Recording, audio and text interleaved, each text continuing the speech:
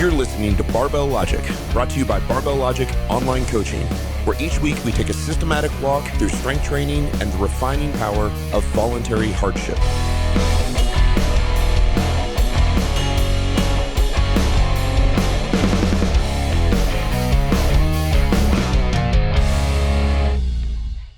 Welcome to the Barbell Logic podcast. I am here, as always, with Niki Sims. I'm Matt Reynolds, and I am joined by a very special guest today.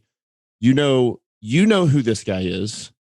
And if you've paid attention much over the last couple of years, you'll see that he's made a tremendous change. We have actor Ethan Suplee on the show. This is a guy who's been acting for a couple decades. You know him from My Name is Earl, from American History X, from Wolf of Wall Street, all kinds of awesome, from Remember the Titans. Loved you sang in Remember the Titans, which is pretty cool. We got to hear your singing voice. Yeah. And he was like the lovable, jubilant, fat friend. And you're not anymore. You have gone through a major transformation over the last several years. You are lean, you are jacked. Should I tell this story? I don't think Niki saw you and was like, that is a big, jacked, attractive man. And I was like, do you know his background? It was on Wolf of Wall Street. I was like, what's going on with him? And then I Instagram stalked him. I was like, dang. This guy was over 500. He was over 500 pounds one time. So, hey, thank you for being on the show. Thanks for having me, guys. I appreciate it. Really excited to tell your story. I'm excited because you're one of us now, right? Like, you've done this. You're a meathead. You've followed these, like, really what I think is the correct way to diet. I'm excited to tell your story. I know you've done it in all the wrong ways too, but the thing that seemed to be most sustainable is you figured this out. And now you host your own podcast, the American Glutton Podcast. And so I'm just excited to come on and just pick your brain and have you tell your story about the process that you've gone through over the past, what's it been, 5-6 years since I got like dialed everything in and feel like I figured out something workable for me for life. Yeah. 5 or 6 years. Yeah.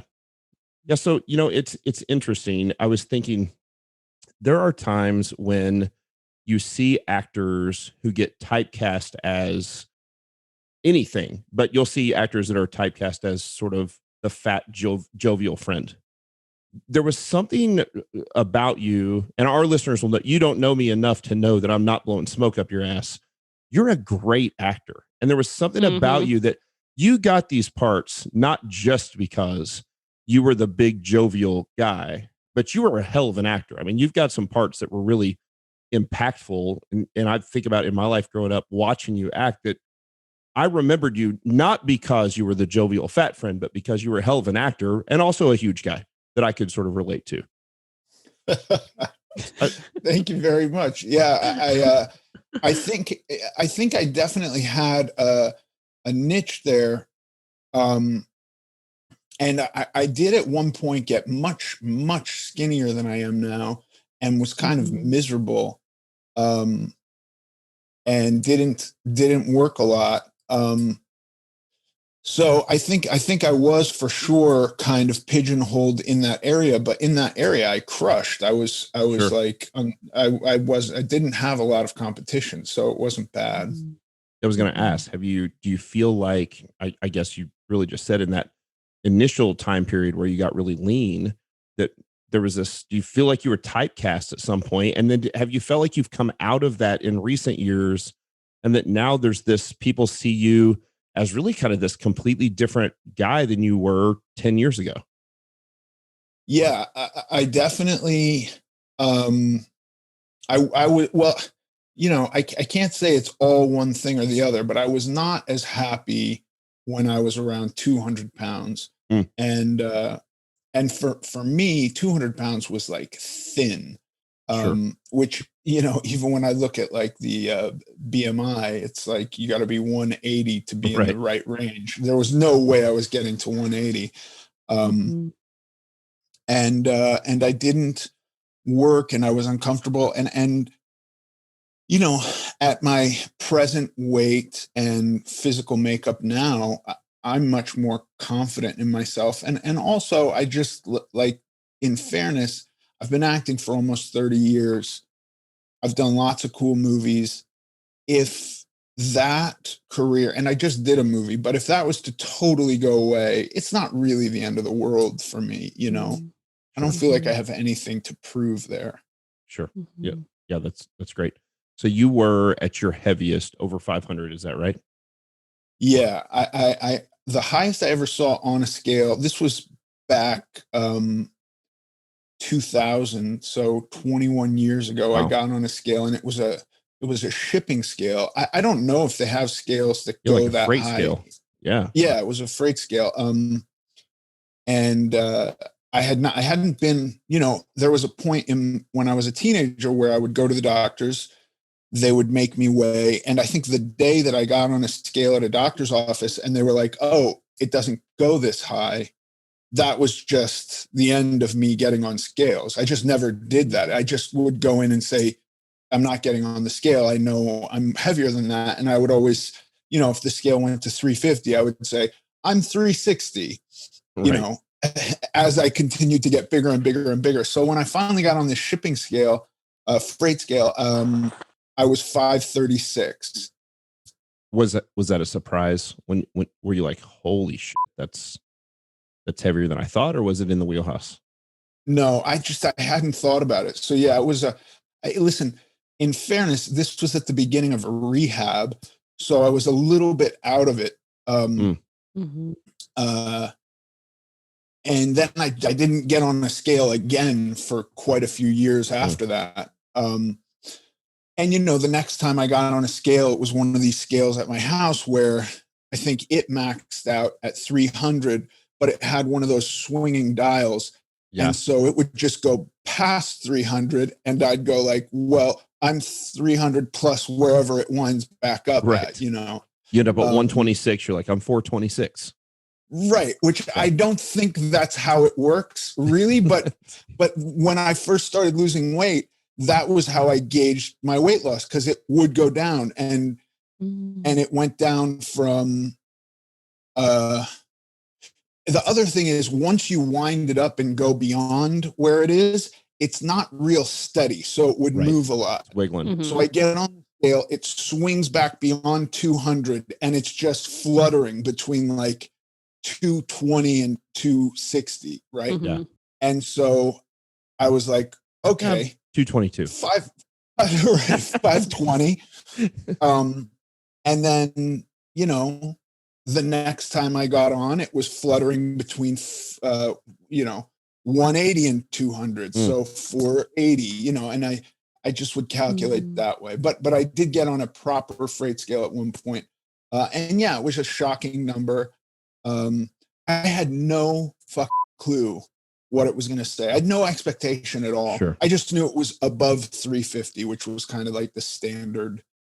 I think they might have the capability to weigh heavier bodies now in a doctor's office, Yeah. but I don't Mhm. know.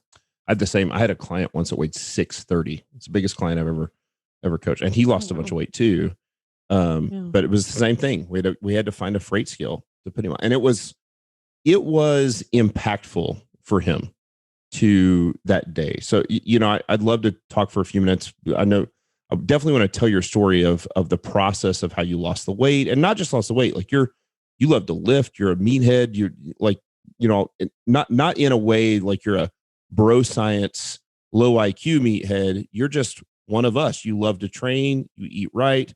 But I'd really like to go back for just a few minutes and talk a little bit about what was it like on a self-confidence level for you, to be that heavy? Were there things that you were pretending to be somebody you weren't? Did you pretend to sort of carry it well, but deep down inside it was tough, or was it not as tough as, I mean, were you okay with where you were? No, I was not. I was not okay with it at all. But it was not something I was actively thinking about. Uh, you know, if thoughts approached, I would get rid of them as quickly as possible. Um, but there was a lot of, look, p- part of the idea of acting was that it would be a distraction to eyes being on me because I'm fat. I I would get this moment of, do I know who that is? You know, somebody having some spark of recognition. And that to me was such a relief, because Mm. it wasn't just that I'm an eyesore. I'm I'm now something else. It's a different thing that somebody's Mm. looking at. You know, when I was a young kid in school, I kind of perfected this scowl that was just, you know, to chase people away from looking at me. Mm. I'm not an angry person, but even to this day, my kids will say, like, stop looking so mad. We And I'm have like, RBF. oh, right. Yeah. I mean, yeah, basically a severe case of that. You know, this is not something that really matches my personality at Yeah. all. It's a defense mechanism, you know, and then there's the pain, and I mean literal physical pain, that you become accustomed to, because this process of accumulating fat happens over such a long time that, you know, look, if I did farmer carries with 300 pounds, I'm gonna feel that. And this is like, you It's know, an 800 pound. 10 It's minutes. an 800 pound farmer carry on your ankles. Mhm. Right. It's a crazy, Yes. crazy amount of weight to be carrying around. Um, I sometimes will throw a kettlebell in a backpack and go on a hike, and that's just 45 or 53 if I feel really ambitious pounds of excess Mhm. weight, and that will crush me. Yes. Right. I Mhm. will feel that hike for a couple of days. Mhm. This is just, you know, I can't express enough how bad my feet hurt every single day. Mhm. Um, my knees, my lower back.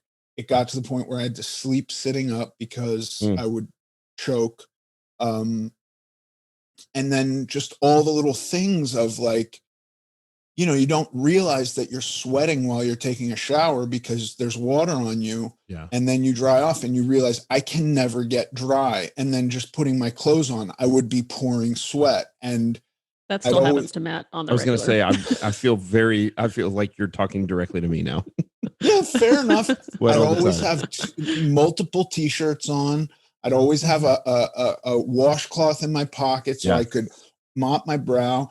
I became expert at holding my breath because I didn't want people to hear The heavy that I breathing. breathed loud. Yeah. Oh, wow. This is like I would all hold my of the breath in. things that I've done, and now not quite as bad a scale, but so I got up to a little over 300 pounds as a pro strongman. It wasn't, obviously I was big, but it wasn't healthy either. And it's the same thing occurs over 300 Sure. pounds that they do. I mean, I've done all the same stuff, right? You don't want to see somebody, you don't want them to watch you tie your shoes because you get out of breath tying your shoes, or putting on your underwear in the morning is like a complete struggle.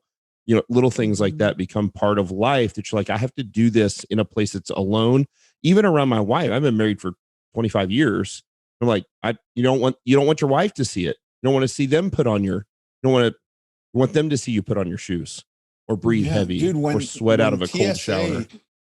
when TSA changed the shoe rule before there was TSA pre-check, this was a disaster Yeah. Yeah. in my Mhm. life. And I just wore flip-flops everywhere from Yeah. then on, you know, when traveling. Yeah. Um, Nikki, but so you probably don't yeah, know this. So he talked about wearing multiple t-shirts. So you're like, why would a big fat guy who's hot all the time wear multiple t-shirts? It's because you sweat so much that you need the undershirt to soak up the sweat to not show on the right. So you're buying time to go like, well, I can make the outer shirt look a little better. I can also get a little compression on the inner shirt, and the inner Mhm. shirt will soak up a lot of that sweat so it doesn't immediately get to the outside shirt.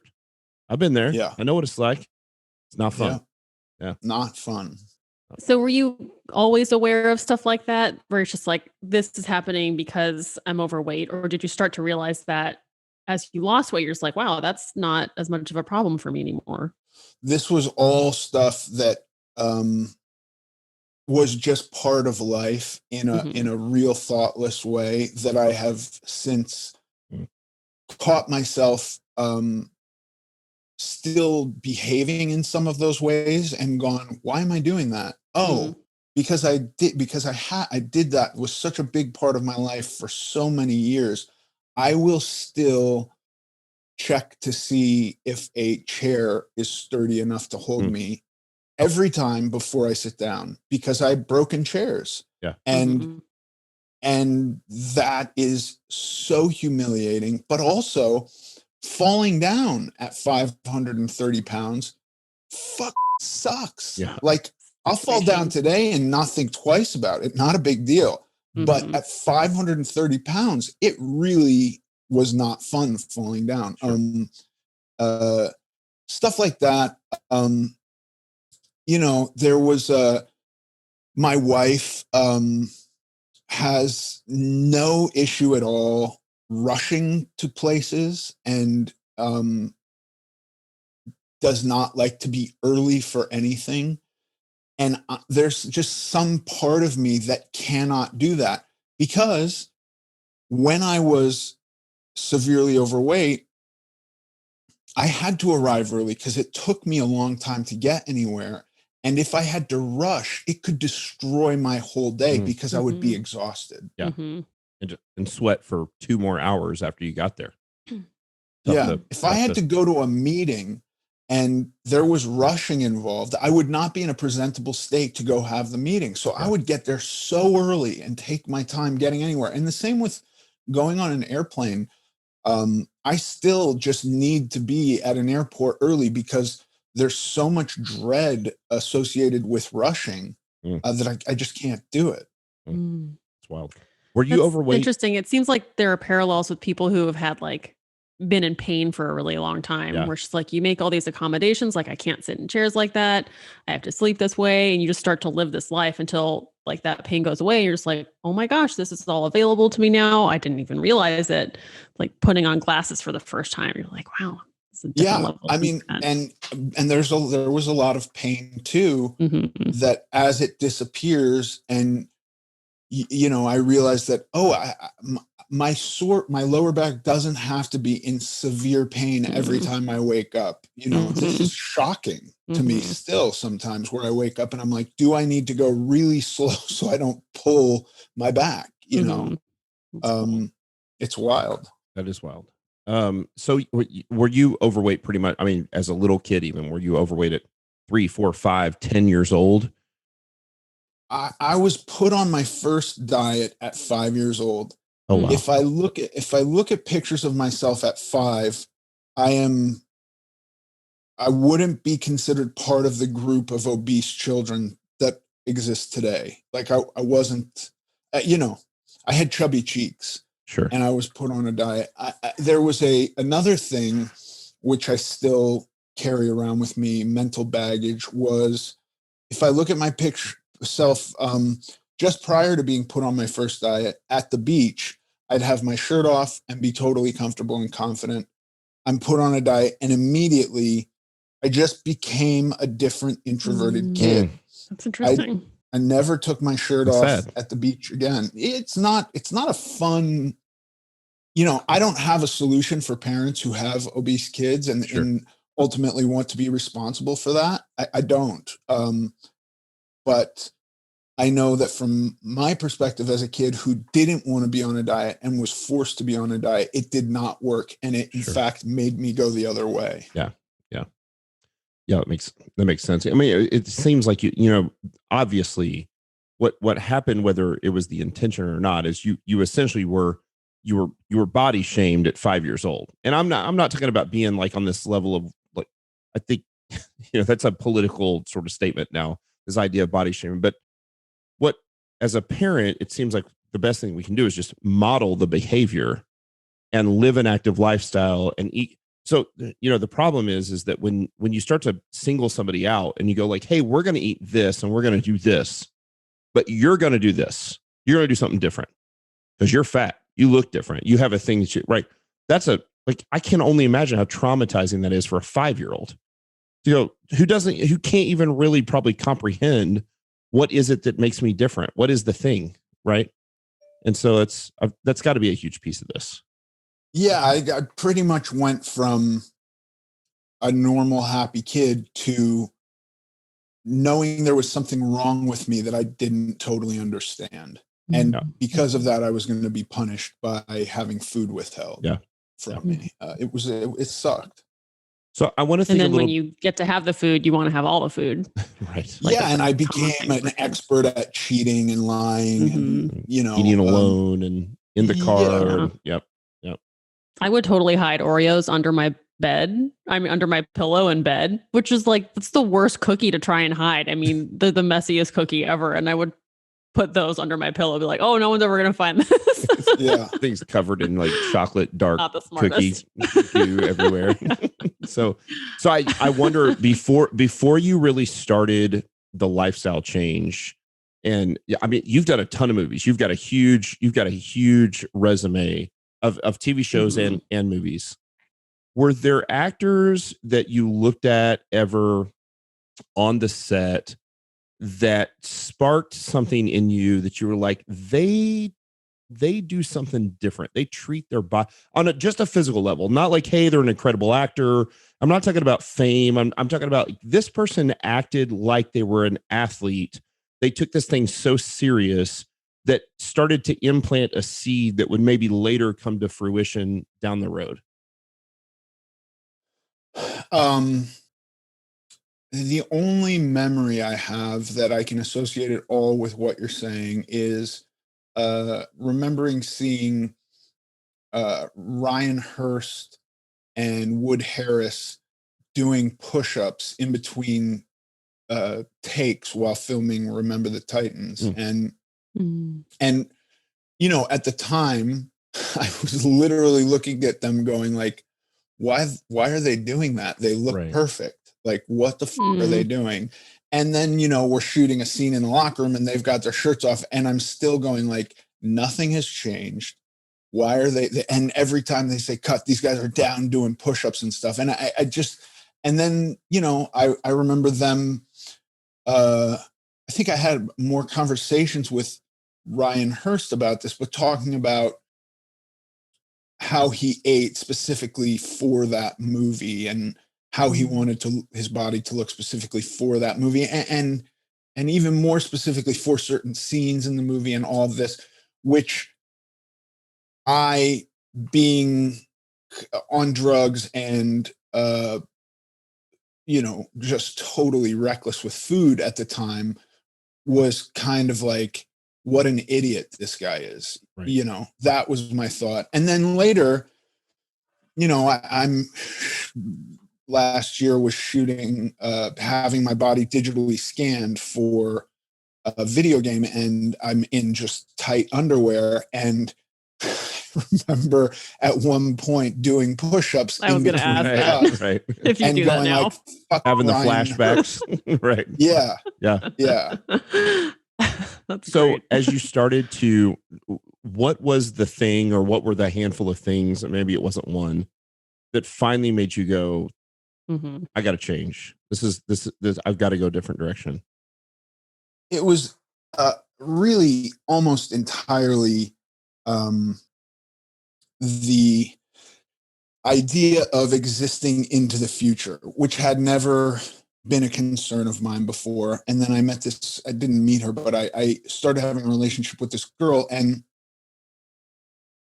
you know, I've never been comfortable with my body, so I don't like touching people. I just feel awkward being around people. Relationships I had prior to this girl, I just never felt comfortable with other people.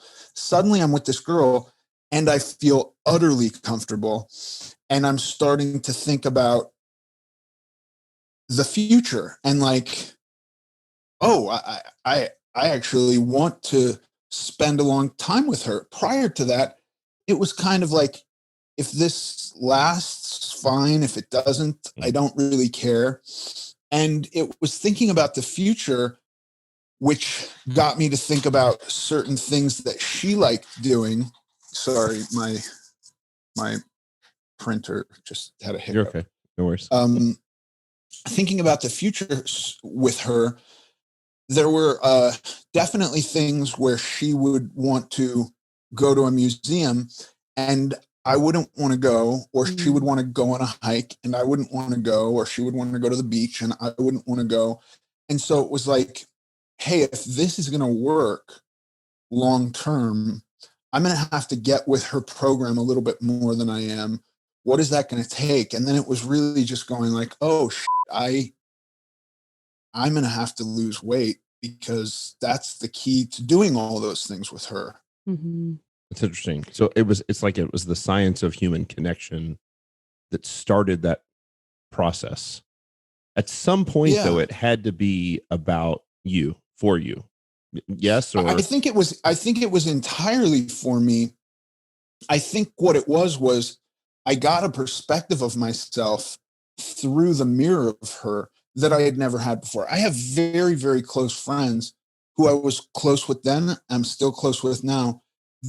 There was nothing beyond like, let's go travel this summer, or let's go to a nightclub, or let's go out to dinner at this restaurant next week.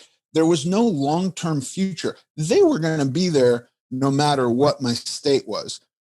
Mhm. But the ability to see myself as a member of this group with this girl into the future was like, oh, I think it was entirely about myself, but it was a different perspective that I just never had up until that point. Mhm. it's good. And did you instantly feel like it was possible for you to make the changes that you wanted to make? No. Like, so how did you get from being like, this is a problem, I really want to be around for future activities with this person, to feeling like, okay, this is something that I can do to Well, get there? I'd had so many, um, I knew nothing about diet other than like, um, somebody tells me what to eat or gives me food and it's not what I want. And like, that was my idea of a diet. I didn't really understand the principles of it more beyond that, but more so, I didn't ever have the intention of being successful with the diet. Mm. So Mm. when I realized this, that I needed to change, it was a bizarre experience for me that I cannot adequately put into words because it's just such a weird feeling where I went and talked to her and it was like it was like I was telling her this secret, but the secret was I'm morbidly obese, which Right. is not a secret. It's as objective as anything could possibly be. She can see this, and yet I felt like if I tell her this, then she'll know, and then I'll lose her. If I don't tell her, then I won't change and I'll lose her. So at least I'm going to take the shot of talking to her about this and see what if she's down to like help or like has any ideas. And she was like, oh, you want to do a diet? Sure, I'll figure something out for you. I was actually in Romania at the time and came back and started on this diet, and it was a liquid diet. And I lost 80 pounds in 2 months. And then I had to go back to work, and there was like an eating plan for being back at work. And I continued to lose weight. And then it was like, you know, constantly lightheaded and Mm. almost blacking out every time I stood up and cold all the time, which was a Mm. bizarre new Strange. feeling. Yeah. Yeah. Um, and so it was like, I don't know that I can do this while I'm working. I got to figure out another diet. And so then it was just years of trying to figure out another diet, most of which were, what food am I allergic to, Yeah. or what food is bad for Yeah. me. Immoral. Um, Put morality on Immoral, food. yes. Right. Right. I'm gonna eat Which thing keto. can I'm I gonna eat blame? vegetarian. I'm gonna eat liquid. I'm gonna eat no carbs. I'm gonna eat no fat, high protein, no protein. Right. It's that It the was a thing that everybody string of seems. those. Yep. Yeah. Yep. Yep. It seems like there always tends to be the extreme being overweight, and then there's the extreme of limitation. And it's like, no matter what choice you make, you're like, okay, which extreme am I going to go with now? And then have to abandon. And then how about this extreme? So did you eventually get to a spot where you felt like the diet was working in the sense of you were losing weight, and the diet was working in the sense of, oh, I enjoy what I'm eating and I feel really good? Yeah, sustainability and balance at some point, right? You find sustainability and balance. Time. Yeah. It took well over a decade to get there. Look, first, I completely understand waking up and having the realization, even if this is something that's happened to me 50 times or 100 times, and going like, sorry, am I allowed to swear? Yeah. Oh, definitely. As much as you want. I can't. This is crazy. What's happening? You see your state in a way that you're not seeing it while you're at the drive-thru for McDonald's, and you're like, holy shit, I need to get this off. And there's a desperation for it to be quick. I understand that because I've had that experience over and over again. And it's like, you want me to suffer for a couple of months? No problem. I'm suffering all the time anyway. Yeah. I'm physically miserable. I'm emotionally exhausted all the time anyway. So you want to put me on some program that's really hard for 30 or 60 days. I can do that. You literally cannot design a program for 30 or 60 days that's too hard for me. I will crush it for 30 or 60 days. The problem then is, what the do you do after that? Right. 3 to 6 years. What do you do? Right. That was the problem I kept running into. And then it was like, okay, well, let's just not ever eat carbs again. Let's get rid of rice and bread. And I'm clearly, gluten intolerant, and clearly allergic to all of it. To rice. Yeah. That's right. And so that was the easiest thing for me to stick to for years.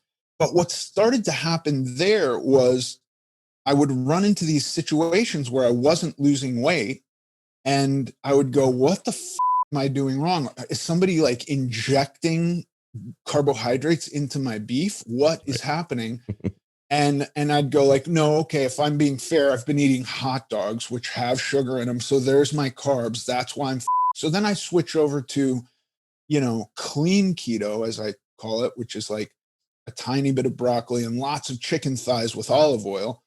And I go and, I'm losing weight again, but that only lasts for so long. And then I find that I'm just eating smaller and smaller meals to chase weight loss without ever realizing that this is just a version of counting calories. Right. And so really the guy that opened my eyes to this a few years ago was Mike Israetel, and I watched his TED Talk, and I was just like, this guy on the first round. I don't think he knows how I'm allergic to. It's like the science of, what is it? The science of eating. It's something like that. It's the TEDx, right? I've seen that before. I think it's the dietary landscape of healthy eating, something like that. Yeah. Mike Israetel, total badass. And I watched it once angry. And I watched it again just because I wanted to like hate watch it. And I watched it a third time. and on the third time, I was like, what if he's right? Because also, meanwhile, I had been 200 pounds. Then I'm back up to 400 pounds. And this time I'm going, I'm going to continue lifting weights every day. I'm going to lose weight, but I'm going to be jacked when I lose weight, and I'm going to be happy with myself.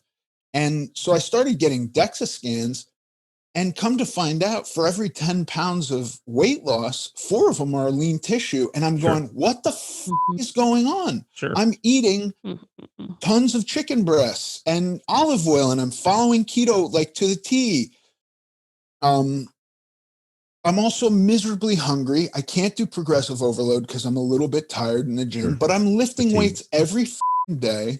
Yep. and I'm losing weight and I'm eating the way I'm supposed to be eating. And then I watch this thing and I'm like, what if I try this other thing? Which, in fairness, not since I was a little kid did anybody talk to me about calories. It was always, what does your blood type say you can eat? Get rid of gluten, get rid of lectins, Right. Demonize some food group and you'll be okay. And that was, or we're not going to talk about calories, but you get 500 calories a day. Here's what you eat. And everybody does the same diet. The 500-pound guy does the diet that the 136-pound woman who wants to lose 4 pounds does. Right. We all do the same thing. And so Mike comes in that TED talk, if I remember right, and he really lays out he kind of lays out the pyramid of like importance, right? If I remember, and he goes, look, it's really mostly calories in, calories out. He's like, you got to figure out how many calories you're burning, and he doesn't say eat Reese's peanut butter cups, but he's like, look, if you're eating hypocaloric, you're going to lose weight. If you're eating hypercaloric, you're going to gain weight. And he says I think he says it's 75% or 80% of the equation. And then he goes, and then there's macro breakdowns, right? Your percentage of protein, fat, and carbs. And everybody thinks that's real important. And he says, and it is, but it's actually like 10 or 15%. It's not like, it doesn't supersede the calories in, calories out piece. He goes down the line. I think he talks about hydration. He talks about supplements. He talks about nutrient timing. Do you eat before workouts, after workouts? Can't eat after 6 p.m., all that crap that you hear all the time. And really what the point I think he was making, if I remember the same talk, is he basically says, look, if you're going to lose weight, you have to be hypocaloric. You have to eat less calories than you burn. And then what we can do of course, Mike he's a doctor. He was originally a power lifter. Now he's a bodybuilder. He's in great shape. He says we can partition the macros to make sure that if we're losing weight, we're going to do everything we can to make sure that the highest percentage of weight that we lose is fat. And we're going to hold on to as much muscle as we can. You are going to lose fat and muscle if you lose. You have to. You're going to lose both. How do we make sure that we lose mostly fat and a little bit of muscle? Same thing if we gain weight. We're going to try to gain the most muscle we can and gain the least amount of fat we can. But we are going to do both, right? Isn't that the gist of and he basically just breaks it down into math. It's a math equation. Yeah, that was it. And I got to be honest, if I had listened to this at a time when I was trucking along at keto, not doing DEXA scans, not really disappointed with my results, I might not have heard it, or I might not have even stayed to watch the whole thing. But this was at a time where I was like, I'm wanting these exact results that I'm not getting, and I don't know why. So what am I doing wrong? And listening to him, I was like, oh yeah, I am basically, I'm not actively counting calories, but I'm actively reducing calories on this diet that says calories don't matter. Right. Which was kind of like this, I took the red pill that the guy offers me in that moment. Yep. I was like, let's look at what's really happening here. Right. If I can just eat less calories, I could actually eat rice and bread sometimes and still eat hypocaloric. I could still actually eat less calories than I burn and occasionally have some bread or some rice or some whatever. Well, yeah. And the first thing that I focused on was like protein. I'm not getting nearly enough protein on keto to build the muscle. Yeah. And so that was kind of the first thing, like, well, I know I'm not getting nearly enough protein. And then when I laid it all out and put myself in a deficit and planned out my meal, where I first went like, I'm going to make protein the most vital, and I'm going to figure everything else out later.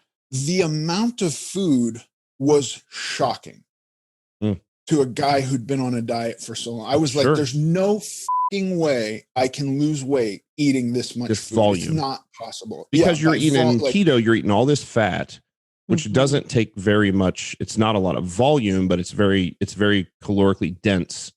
Now you're eating lean proteins, lean carbs, lots of veggies, and you're like, this is a lot of volume of food, but it's not a lot of calories. Yeah. And the first 3 days when I switched from basically high fat to low fat. And when I say low fat, it's not no fat, it's Sure. moderate fat, you know. What, like 80 gram? What were you eating at the time when you switched to lower fat? I don't even remember the values, but yeah, it was under 100 grams Yeah. a day Okay. for sure. The first 3 days, but I added for the first time ever carbohydrates for the first time in years, right? Oh, Other wow. than like it's Christmas or Sure.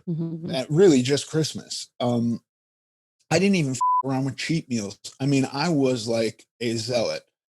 I gained 3 pounds a day for 3 days in a row and thought, this is a total joke. What am I doing? Am I going to keep doing this? Like, and gain 30 pounds? Like, how long am I going to continue to gain weight? And then on day 4, my weight started to come down. 5, it came down. 6, it came down. 7, it didn't move. And I started to freak out and panic again. And I just kind of like talked myself through it. Like, I'm doing this. I'm going to give this a real shot. Let's see what happens. And damn, if the results weren't staggeringly different month to month in the way I looked, the way I felt at the gym, the way I was able to perform at the gym, and the amount of muscle I was retaining was just night and day different. Yeah. Yeah.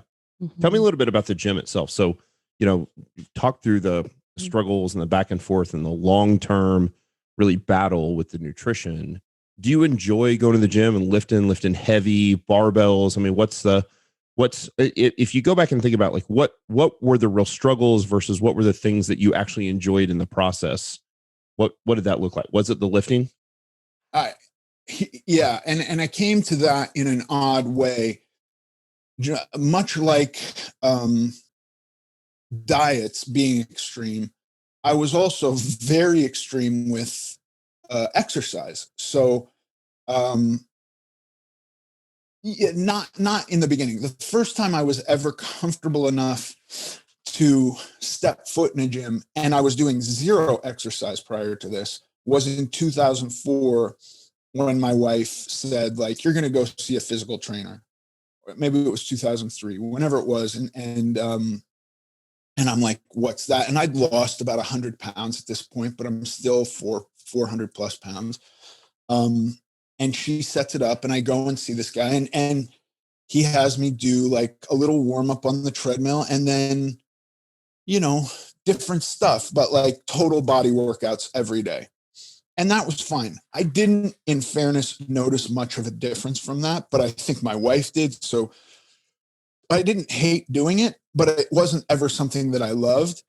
Then I started doing a TV show. Then I got into like Muay Thai, which I really liked, and Brazilian Jiu-Jitsu, which I really liked. And those were things that I kind of stopped going to see this personal trainer, but I got my exercise through things that I really enjoyed doing.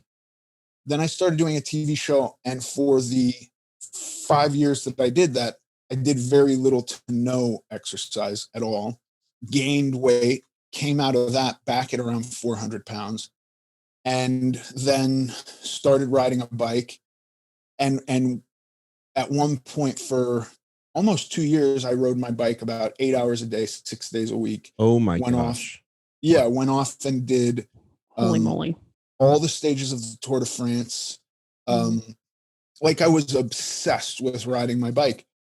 And I was starving myself while I did it. Is this when you were like 200 pounds where you got to your smallest? Yeah, I got down to 200 pounds. Basically exercise bulimic, right? I mean, that's what we call it. You're just like exercising like crazy to stave off. Nonstop. Yeah. And I had such weird ideas about food where I would only allow myself to eat solid food if I was riding the bike. And then I would drink like, a protein shake and have like carbohydrate free frozen yogurt for dinner. And that was my life for a couple of years. And then I had to go back to work, so I couldn't ride the bike. And I was in Australia and I went to a gym with a buddy and he was like, oh, they do a lot of these rowing machines here. Why don't you jump on one of those and see what you can do? And I like crushed their best dudes at the gym. and my buddy was shocked. And then I was like, where do I find this in LA? And he said, this was like 2011. He said, go find a CrossFit gym, which literally any CrossFit gym. Yeah, it wasn't very popular. Sure. This was a little bit before they became very popular, but I found this CrossFit gym, and then in that I started lifting weights, and I was like, I don't mind rowing. I like rowing. I did a full marathon on a rowing machine, 49,000 meters. Wow.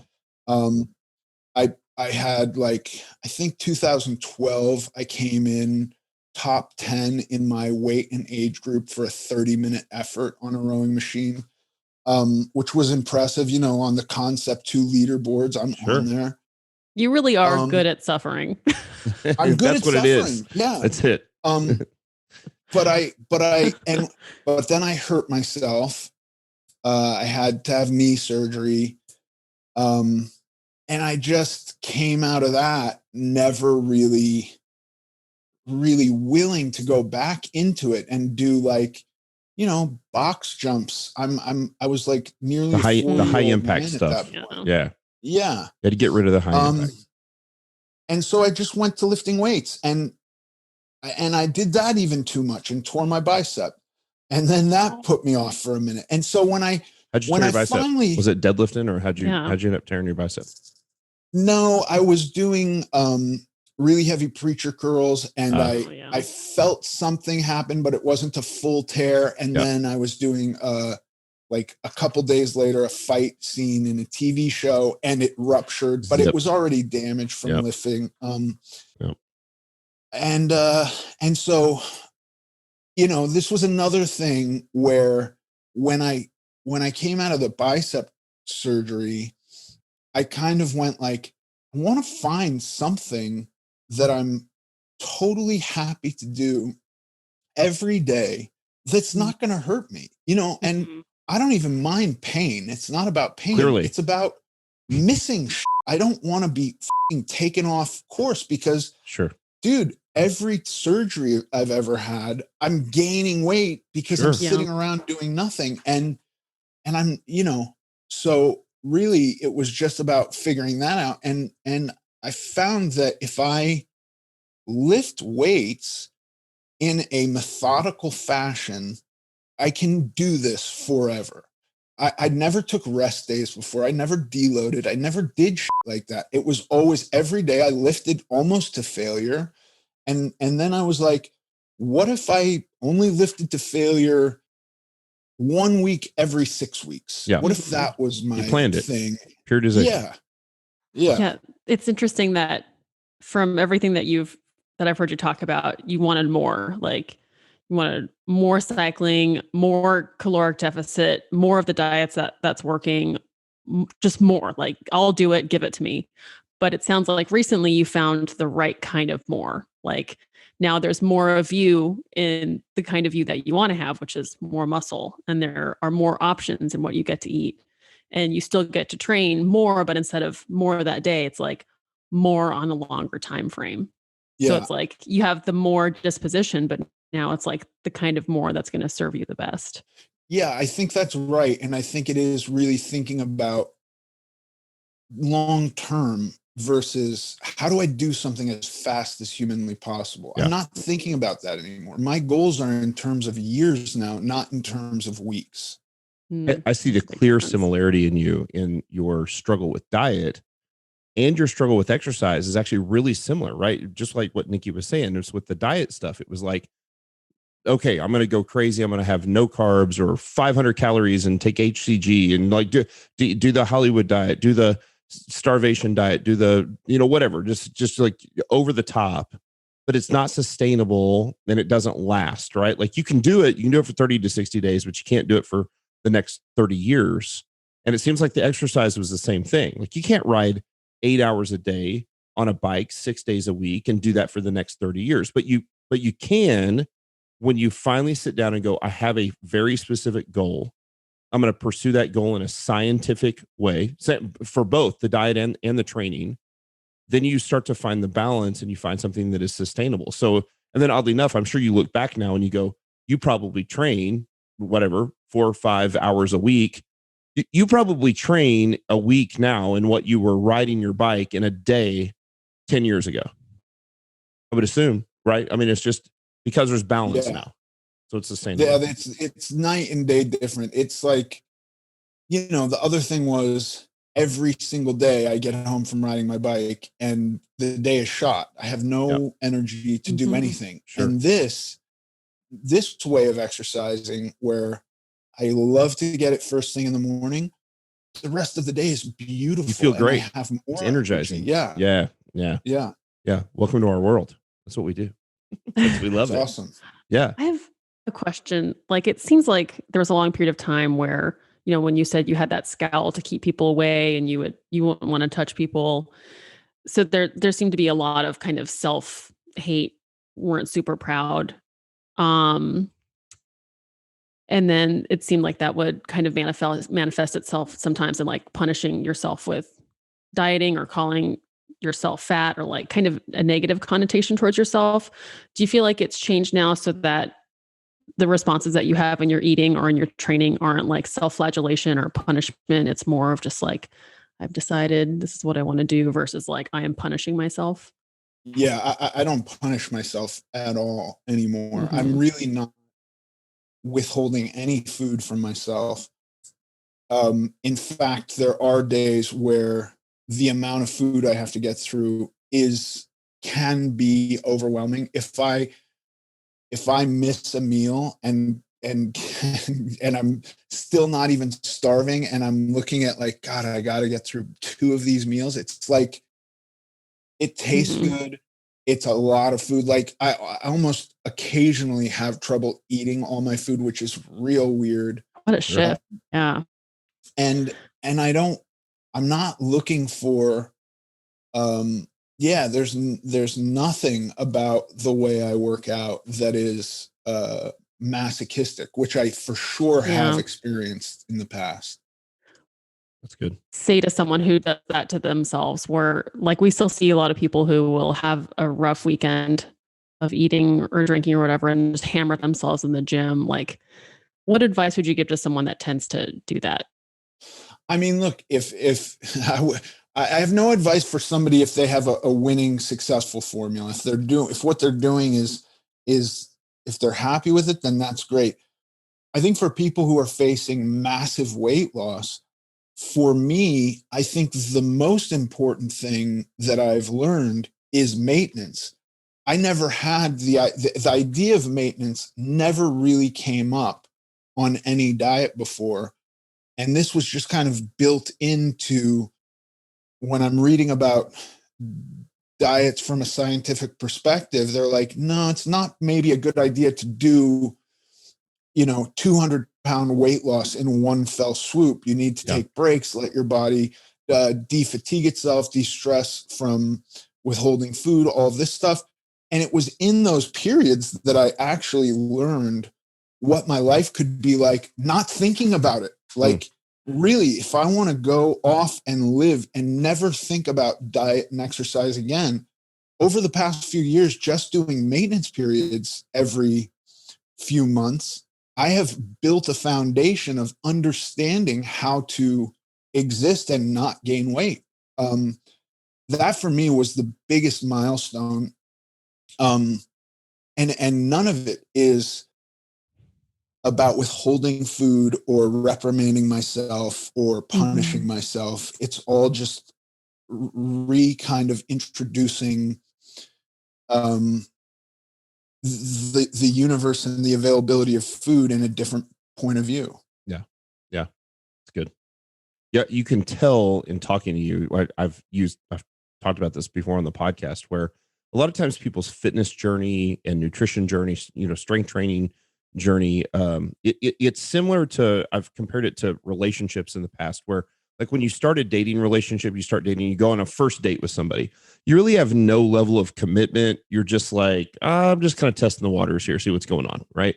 And then sometimes you date somebody and they're amazing, and you get this, like, you're infatuated and it's puppy love. And I talk about, you see this in CrossFit a lot, and I don't mean that in a negative way. I think CrossFit does a good job of like people are The all dating in, gung in ho, CrossFit and the working out in dating CrossFit. CrossFit, right? It's like I've got the knee socks and the booty shorts, and I'm wearing the high elite t-shirt, and I've got Lulu everything, like whatever it is, right? It's a culture. It's right. It is. But the thing is that that also isn't sustainable.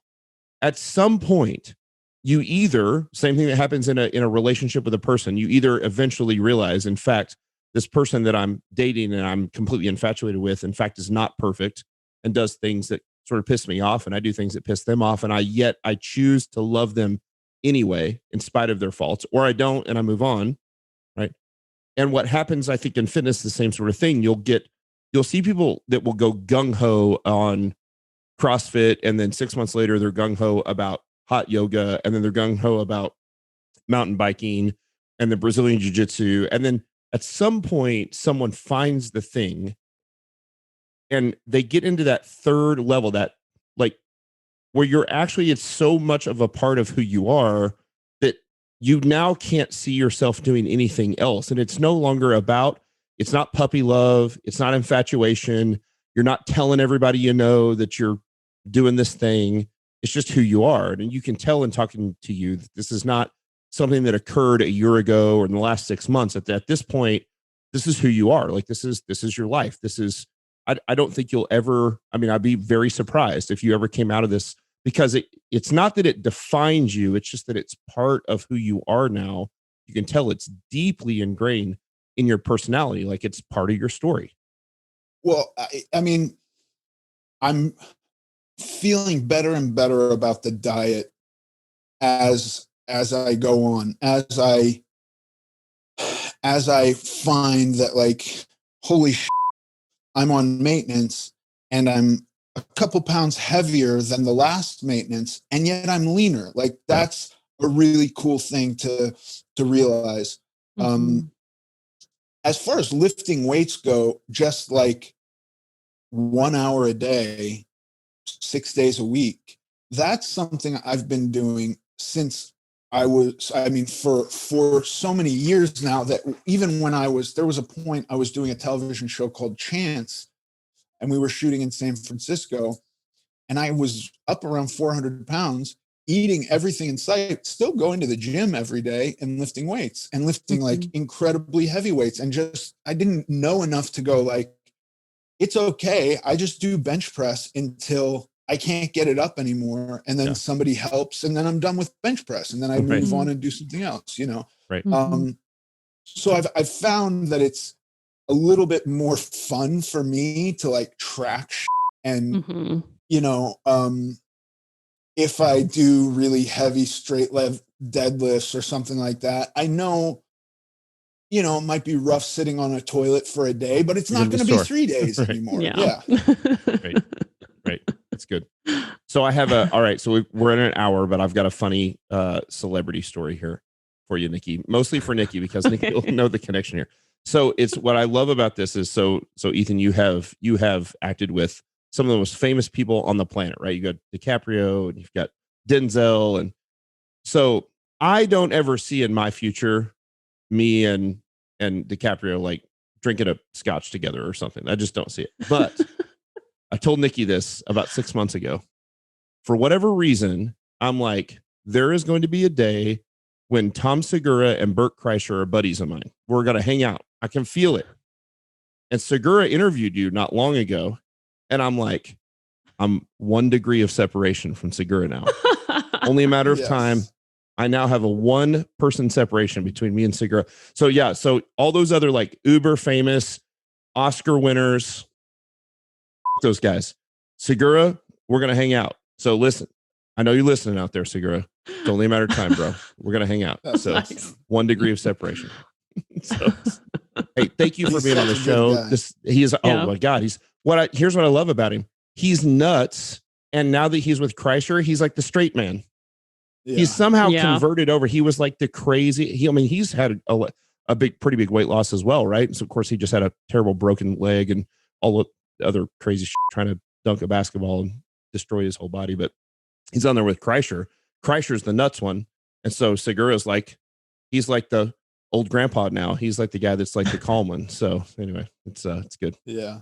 Hey, thank you for being on the show. It's a great story to tell. thank Here's you what I so love much. about it is it's a great story regardless of your background, but it's that much cooler that like I don't know anybody else that's been able to pull this off with the level of visibility that you've been able to do it at. Like there have been people that have gone from 500 pounds to 250 pounds and lean and are in good shape, although they're few and far between, especially the ones who are able to keep it off.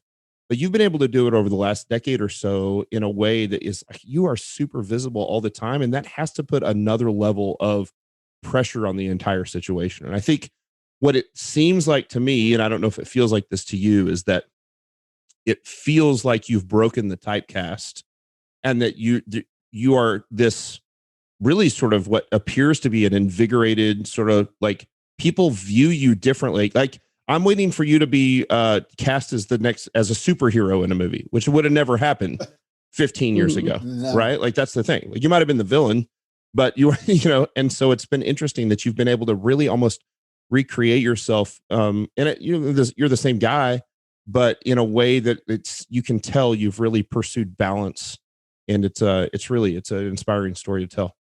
Yeah. Thank you so much. Yeah, I'm enjoying it.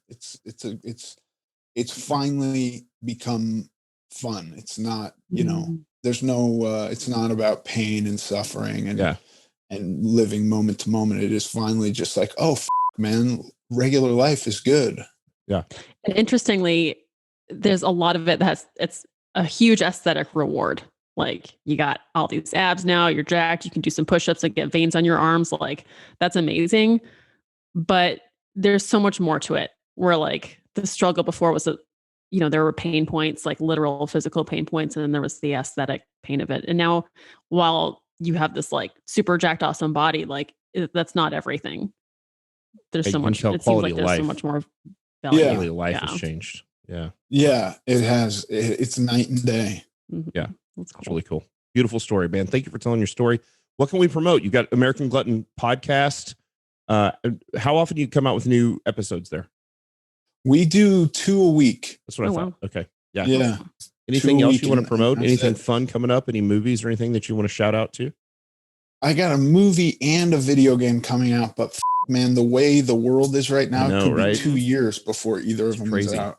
I'd be on HBO Go before it goes. That's crazy. Yeah. What a weird world that we live in. So, hey, Ethan Suplee, thank you so much for being on the show. What a great story. Check out the podcast, American Glutton Podcast. Keep up with him. He's got a great Instagram account, social media as well. Just fun to watch his progress. And again, you can tell what I love about you is that you're one of us. Like you're somebody who loves this lifestyle, who you can tell what everything that what it appears is that you're a great husband. You've got this, like, you've got life in balance. It's not about just going to the gym. This is a part of who you are, but it's not the only thing you are. And it really fits the mold of the people that are listening to this podcast, of our clients at Barbell Logic, and who we are as coaches as well, what we're trying to shoot for. We all want to look better. We all want to be healthier, but ultimately we want a better quality of life. And you've got a great story there. So thanks for doing the show. We get to see the scowl too, right at the end. That's right. We got that RBF. We got that RBF. I was just listening. I was just listening. So hey, thanks for doing the show. Thank you all for listening. We'd love a 5-star review. Definitely give us a shout out. Tell us anybody else you'd like to for us to talk to that has a great story. We would love to talk to them as well. And yeah, give American Glutton Podcast a subscribe to them and listen to his show. It's been really, really good. It's really steeped in science, which is what I like. You can tell that you've done your research. It's not it's not a bunch of bro science. So you've got the good stuff that you talk about. So thanks for listening, and we'll catch you all next week. Thanks, guys. Thanks, Ethan. See you later. Thanks, brother. That was wonderful. Thank you, sir. Appreciate it. Thank you.